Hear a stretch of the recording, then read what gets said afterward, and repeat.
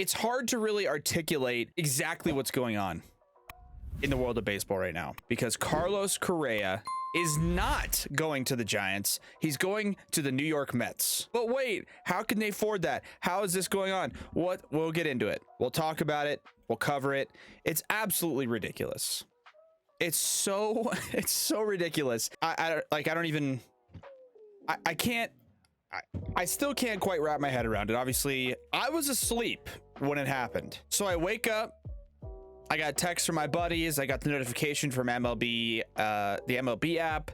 Carlos Correa to the Mets. Full details, 12 years, $315 million, according to John Heyman. He's going to New York Mets. Everybody, I don't want to say, yeah, everybody's shocked. Everybody's shocked. Nobody has a clue how the hell this happened, what's going on, what anybody else is going to do. Nobody knows what they can do to compete with this. The Mets, who already have a superstar shortstop, are getting another superstar shortstop. So you're looking at a rotation next year that's something among the lines of Verlander, Scherzer, Kodai Senga, Quintana, and Carlos Carrasco or Tyler McGill. A lot of options. Looking at their available offensive players.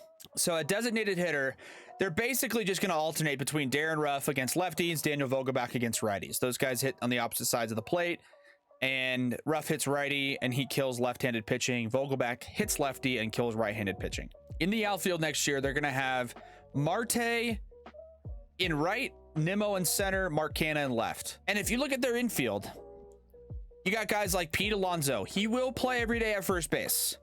Francisco Lindor, he will play every day at shortstop.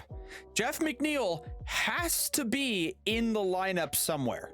He has to be in the lineup somewhere. Jeff McNeil will not be in the lineup. And then the names start to fall out. Brett Beatty, highly touted prospect as an infielder. Where is he going to play? Eduardo Escobar, switch hitting, productive third baseman. Is he available in trades? He must be. He has to be, because where's he going to play? Luis Guillorme, super utility guy who played all over the diamond for the Mets last year. Where's he going to play? Ronnie Mauricio, highly touted prospect. Where's he going to play? If you're looking at the Mets and their infield, the way I would do it personally, knowing the speed and versatility of Jeff McNeil can play the outfield. So maybe you just dump Darren Ruff, you dump Daniel Vogelbach, or you hold on to one or the other, and then you start DHing guys like Mark Canha. You start DHing guys like potentially Escobar. You start DHing Jeff McNeil if he needs a day off, Marte if he needs a day off, Correa. But if they keep it how it is now, and it's a good problem to have for the New York Mets, but if they keep it as it is now, there's absolutely no way they're going to be able to play every guy that I feel like they should play for next year. They're going to have to dump a guy like Eduardo Escobar. They're going to have to do it, because otherwise he's just not going to play. And he's too good of a player to not play. He didn't have a great year last year. It's kind of a down year for Eduardo Escobar, but he's an all-star caliber player. He's a switch hitting third baseman. So he's got a ton of value. And the crazy thing is, they might be able to pull off a trade for him, and in return just load up the farm system. But if they keep it how it is now and you just throw in Carlos Correa, personally, and in no particular batting order, I would go Canha in left, Nimmo in center, Marte in right, Pete Alonso at first, Jeff McNeil at second base, Lindor at short, Correa at third base. And then at DH, in all honesty, I'd put Escobar at DH, and I'd forget about Ruff and Vogelbach. Escobar's a switch hitter. He can hit for both sides. That just solves the platooning or matchup situation in the DH spot, because Escobar hits from both sides. I don't know which side he's better from, but Escobar hits both sides. And then they got James McCann at catcher. They got the highly touted Francisco Alvarez catching prospect available at catcher.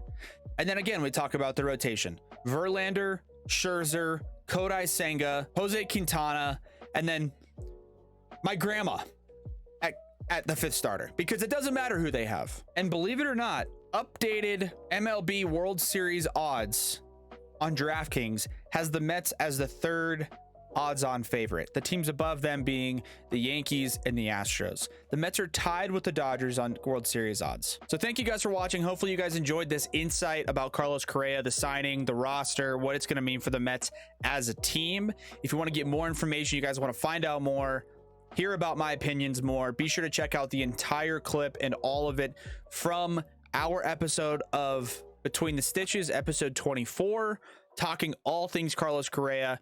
We're going to have some more content put out about what it means for the league, what it means for money, and everything else. But hopefully you guys enjoyed this video. Be sure to slap a thumbs up if you guys enjoy it. Subscribe to the channel if you guys appreciate this type of content. Let me know in the comments if you think this is actually a good deal for the Mets. This is going to logjam them a little bit.